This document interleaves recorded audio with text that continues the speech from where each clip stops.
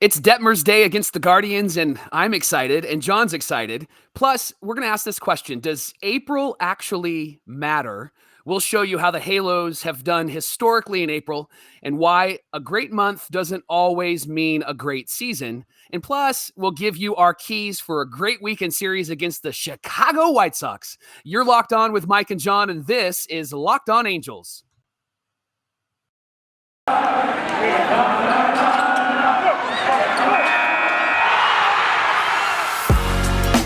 You are Locked On Angels, your daily Los Angeles Angels podcast. Part of the Locked On Podcast Network, your team every day.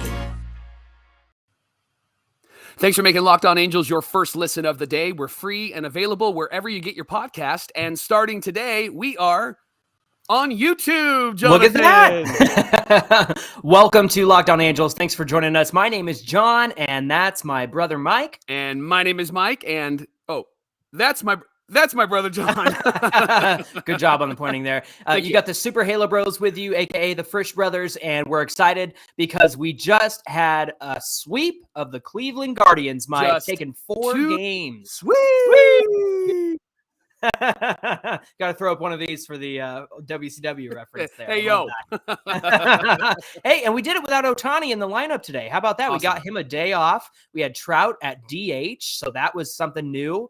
And it was a productive day all around. Reid Detmers going 5 innings, only giving up that solo shot to Austin Hedges, which you wouldn't have expected that out of Hedges, being down there in the order. But all around, it was a kind of a high pitch count for Reid, 88 pitches through 5 innings, but a successful outing for Reid Detmers, right? Yeah, absolutely. And Quantrill was his opponent today, and he pitched really, really well. I've actually been very impressed with the Guardians starting rotation. And I love that Terry Francona leaves them in there to figure it out. These young guys are actually really, really good. And Quantrill looked good through the first 2 innings, 6 up, 6 down. And then that 3rd inning happened, John. Guardians had 2 errors, which led to an RBI single from our boy Taylor Ward. And I mean, he looks so good. And then, of course, Brandon Marsh with an RBI single, leading the team with 15 runs batted in. And at that point, it was 3-0 Angels. And here's a note that I wrote down, and I wanted to share with you and with our listeners. When the Angels need a timely hit or a timely out, they are getting that. Yeah, right? Absolutely. Like, for example, in the bottom of the 7th, Wade doubles, Velasquez moves him over on a ground out, and Ward drives him in on an RBI ground out. Now, that wouldn't be something that would actually make the highlights, right? Sure. But that's what a winning team actually does. That's what a championship team actually does. And so I actually stood and applauded that 7th inning when we scored that 4th run. I was so excited. I would have liked to have seen that. I can do it right now. Let me do it right now. Yeah, productive all the way around, even on ground outs. I mean, you had Trout with the bases loaded, and he had a ground out double play, but it scored a run. And so even in those situations where it's not as many runs as that you would like to have, right, it's still a productive outing. And that's just something that we love to see with these Halos. And they're sliding under the radar. I know we got some national news attention from Taylor Ward the other night and Mike Trout doing what he always does. But what I like about it is that the Angels are kind of flying under the radar because it allowed me to pick up Taylor Ward and Brandon Marsh in my fantasy league. So, I am loving it. I'm loving it. You know what's so funny about Angel fans? You and I fit into the category as well. We get really frustrated if like ESPN or some of these big major sports networks don't talk about the West Coast. Right. But then when we're good and they actually start talking about us, we're like, oh, no, please don't talk about us, right? Don't talk about us anymore. We don't want it to be jinxed, right?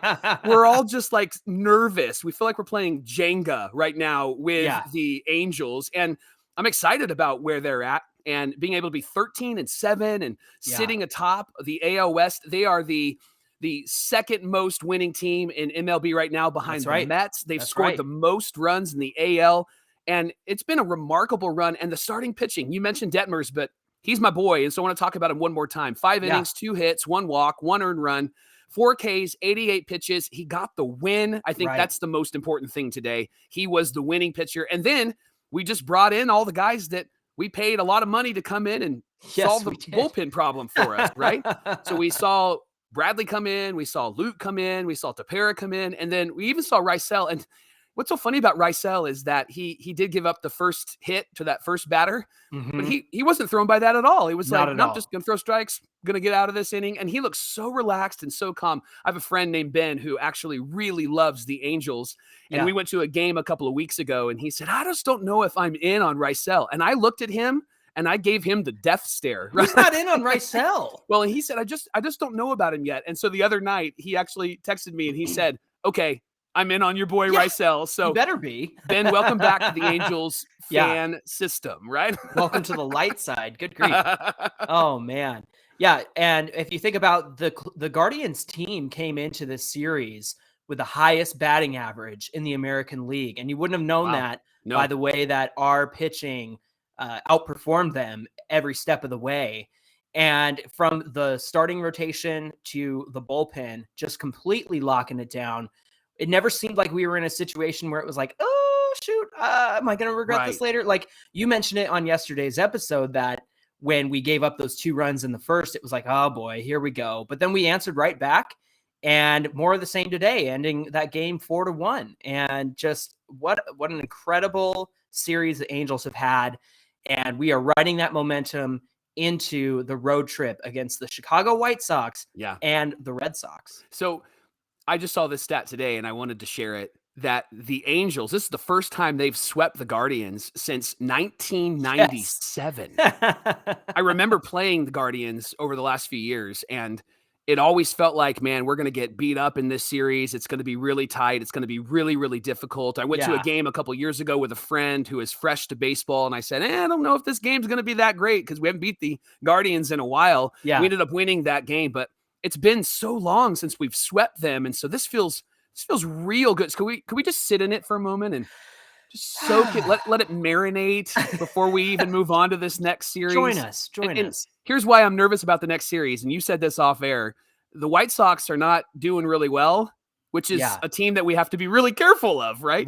Right. If you look at that Orioles series where they're last place in the East and they come in and take 2 out of 3 against us, like, oh, great, here we go. We are always struggling against those struggling teams. Yeah. The White Sox have lost 9 out of their last 10 games. It makes me nervous. I know. I'm with you. But here's the thing is a lot of their star players are injured or recuperating or on assignment to like a rehab assignment. So they're not going to have all of their superstars in the lineup. But let's take a look at the 4-game series we have against the White Sox starting today. It wraps around till Monday, so it's an interesting schedule. But if we look at the probables, we've got Noah Syndergaard going against Lucas Giolito. I like our chances with Noah Syndergaard on the mound. Of course, he has been fire. He's been locked down for us. We've got Jose Suarez against Vince Velasquez on Saturday. Michael Lorenzen is back out on the bump against Dallas Keuchel, old friend alert. And of course, Patrick Sandoval versus Dylan Cease, who is a great starter. That should be a great game as well, because both of those guys are pretty hot right now. Absolutely.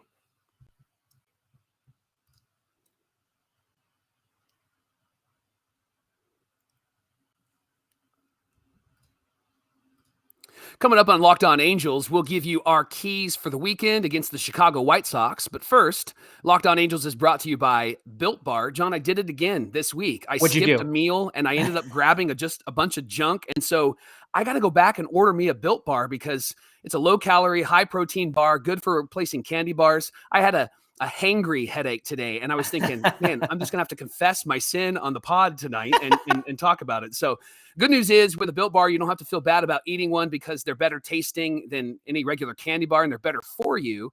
A candy bar can be between 200 to 300 calories, but most Built Bars have 130 calories and 4 grams of sugar, net carbs, and 14 grams of protein. At Built Bar, they're all about taste. They make it taste delicious, and then they figure out how to make it taste healthy. Built Bar flavors include mint brownie, coconut almond, and all new for this month, white chocolate, cookies, and cream. Ooh. They are delicious, and new flavors are coming out all the time. And if you haven't tried the Puffs, you should try the Puffs.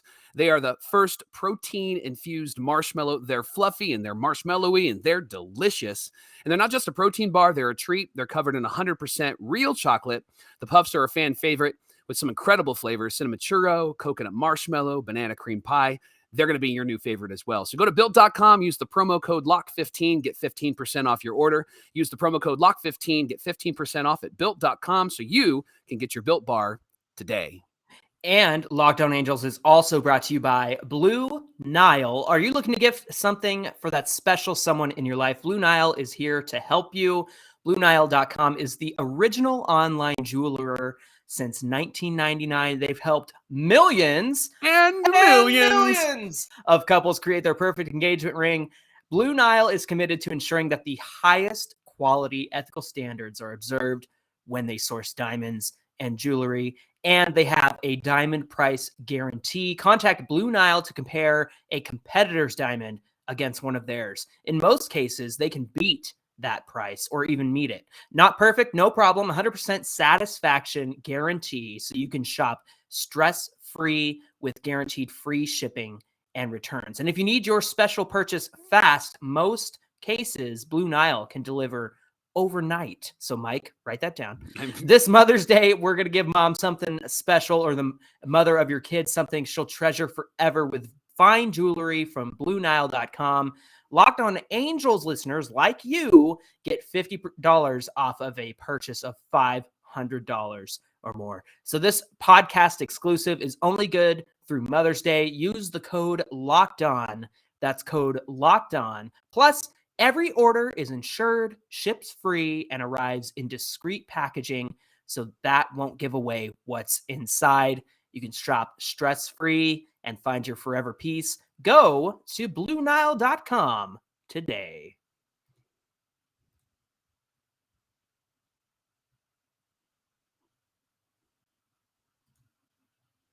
Thanks for making Locked On Angels your first listen of the day. And now for your next listen, check out the Locked On Now podcast. You get recaps of MLB games with analysis from local experts, taking fans through the season like no other network, free and available wherever you get your podcasts. All right, Mike, I know that we're coming out of April here pretty soon. The 1st of May is nearly upon us. Yep.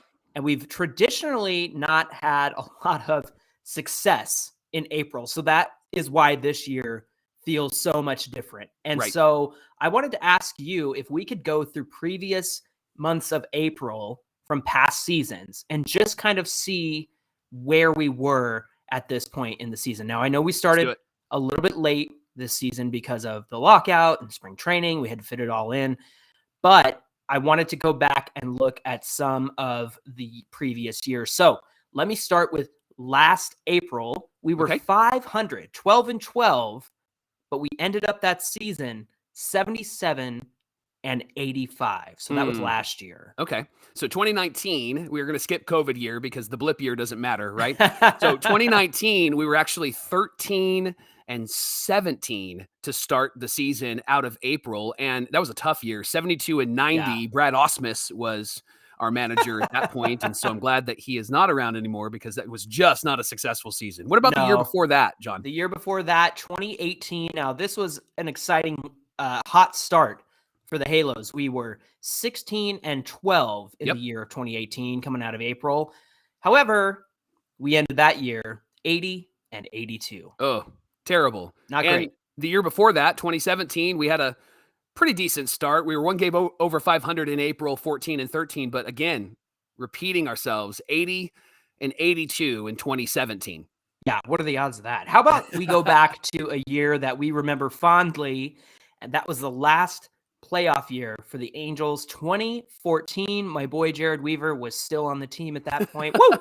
The Angels came out of April 14 and 13, but they had an MLB best record that season of 98 and 64. Wow. Before getting swept by the Royals. You had to bring that up. I had to bring it up because it can't happen again. It can't happen, Mike. It can't happen. So I'm gonna pick another playoff year then. And how about 2008? Good year. We started 18 and 12 that year. Wow. And then we finished 162. We made a trade for Mark Teixeira, and we looked like a really strong team, but didn't really go very far in the playoffs. Yeah. So as the record stands as of today, I know we got a few more days of April left. We're heading out for that road trip. I think it's important for us to remember that we are 6 games above 500. We're That's exciting. 13-7. Again, like you mentioned in the last segment, we are the only team. We are just almost the best team in MLB. Just almost. Just almost. We've got the Mets in front of us, but that's okay. So what does this tell us? It tells us that getting through April at 500 or above for the Angels doesn't guarantee that they're going to be in contention by the end of the year. But I have a question for you. What do you feel is the most important month in a team season? What month of the season is the most important for success? What do you think? I actually think it's August, and here's why. Because most teams struggle in August, and we have traditionally struggled in August. We haven't really had a successful season for a while, and we're tired, we're worn out, and a lot of other teams are tired and worn out. And I think that August is the chance to really push through that and add some wins, maybe take advantage of some of the teams that are hurt, tired, worn out, even the good teams that are hurt, tired, and worn out. I think that August is the time to actually do that. And here's why, because September, you're kind of doing playoff positioning. And I think August really allows you to not have to worry about where you're at in September. And then before August, you've got all of the teams that are thinking about making trades and all of the teams that are thinking about adding to their team. I think August is really that dead dog days of summer moment, right? That makes sense. Where if you get a few wins together, it's actually traditionally going to be helpful for baseball teams. But if you look at the record for the Angels historically, August has been a really, really important month in their success for the end of the season. What month would you pick? Would you pick August or would you pick a different month? I'm going to pick a different month. I'm going to go with June. Okay. And why? I picked June because that always seems to be the time of year that the Angels get really hot. And it's usually around the time that we do our interleague matchup with the Dodgers, sometime June, early July, around that time. Basically before the All-Star break. I love having momentum going into the All-Star break because it's a pseudo halfway point for the season, right? It's not exactly halfway, but it's usually a good stopping point to say, all right, how has the first half of the season gone? What do we have to look at for the rest of the season? And for us, June just seems to be our month. And I'm hopeful and encouraged by the fact that we are coming out of April with a winning record. Because if the months ahead are warming up and the team's warming up and the starters are getting more comfortable, I could see June being a very successful month for us, considering that in the past, it's about the time that we get really hot, really successful, and we have teams that come to town or we go to their town and we just beat up on them. So I think June is very important because I think it sets the tone as you go into the halfway point of the All-Star break for the rest of the season. So I'm picking June.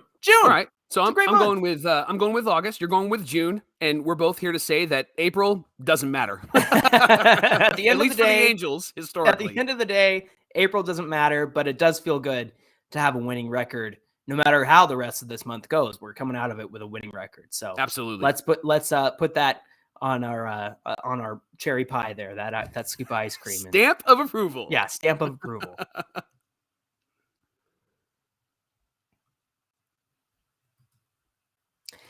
Locked On Angels everybody. Is brought to you by BetOnline.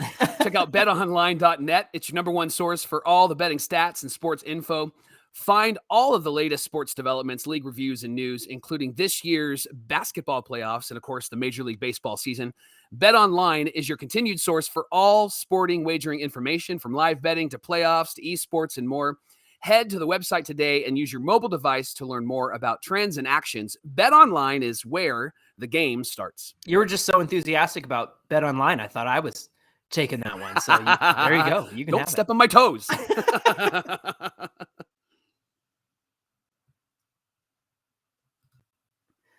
All right, Mike, last segment for the week. It is indeed Friday, and we always love to bring up our keys to a weekend series victory with a song. We like to take a page from our favorite broadcaster, Mark Gooby, who again came under fire this week from the athletic beat writer for the Yankees, and we were not going to stand for it. We're not coming to his defense. So, Mike, tell me what your keys for a weekend against the White Sox. What are your successful keys to a series victory this All right, weekend. so the song that I picked was "Everybody's Working for the Weekend" by Yes. Loverboy. I'm not gonna sing it because I don't wanna insult Angel fans, but here's why I picked this song. Baseball is the most team sport, right? In football, the draft is happening right now. You get a good quarterback, a good wide receiver, a good defensive end, they can actually change the game. But in Mhm. baseball, if you're great, it doesn't always guarantee that your team's gonna be great, and unfortunately, Mike Trout and Shohei Ohtani is proof of that, right? Yeah, But I sure. love that we have a great team around them this year, and the Angels' success has been because of their team effort. And this weekend, I want to see them continue to do that, especially as we walk into Chicago. As you've mentioned on the pod, they're not doing really great, and those are always the team that we struggle with the most. And so Mhm. everybody's got to do some work this weekend. We need everybody to hit. I know that Shohei Ohtani's been struggling at the plate, but we need people around him to hit.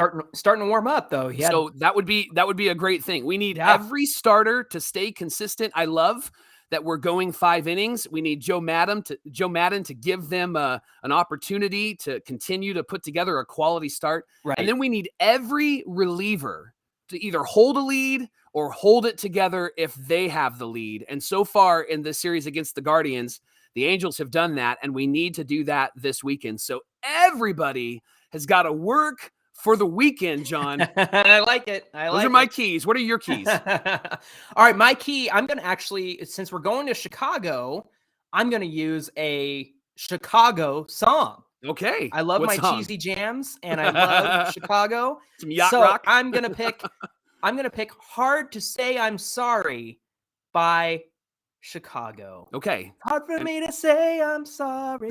Good. I'm Now, going to sing it why? because I like to. I'm What are picking the that one keys? because I'm picking that one because I am not sorry for what's going to happen this weekend when the Angels come to town. Nice. Look, White Sox, I know that you've lost 9 of your last 10. I know that you have players that are injured right now. I know that you're not your best selves.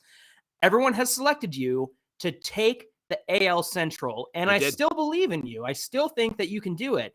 But when the Angels come to town this weekend, I'm not sorry for what's about to happen. So it's hard for me to say I'm sorry, and here's why. Noah Syndergaard is pitching like a beast right now. He's not throwing, he is pitching.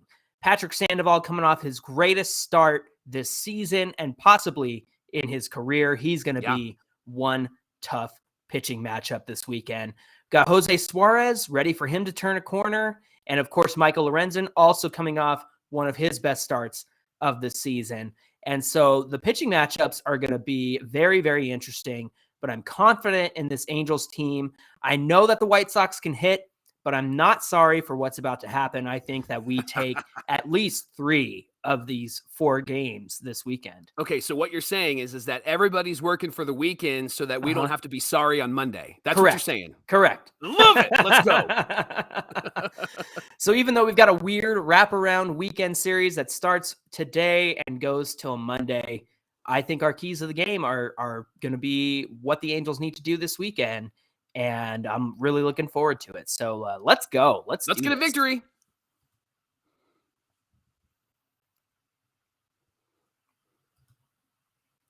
Thanks for making Locked On Angels your first listen of the day. And now make your second listen, the Locked On MLB podcast hosted by Paul Francis Sullivan. He loves to be called Sully. He brings you his unique perspective on the major leagues past and present, and it's free and it's available wherever you get your podcasts. Hey, don't forget to give us a follow on Twitter. You can follow this podcast at Locked On Angels. Of course, you can follow Mike and I at Super Halo Bros on Twitter and Instagram. Monday on Locked On Angels, we're going to open up the fan mailbag, and we're going to answer all of your questions. So you can tweet at us, you can slide into our DMs on Instagram, and you can get into our voicemail, and let's talk some Angel baseball. Yes, give us a call, 714-409-6396.